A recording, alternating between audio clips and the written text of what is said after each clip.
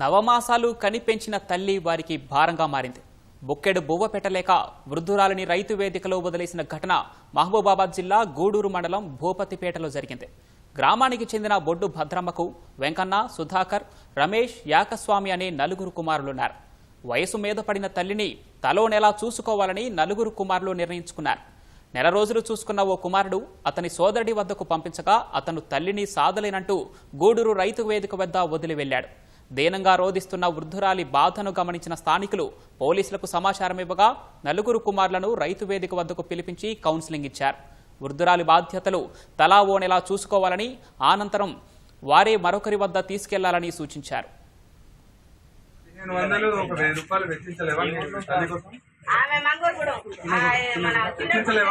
Amount పెట్టలేము అన్ని తల్లికి వస్తుంది, సొంత కల్లే కదా డ్రింక్ వచ్చటానికే ఇబ్బంది అవసరం లేదు, ఇబ్బంది అవసరం లేదు. అదే ఆటోలో పోయి దీన్ని కోడలు గిడలు ఇబ్బంది అవసరం లేదు.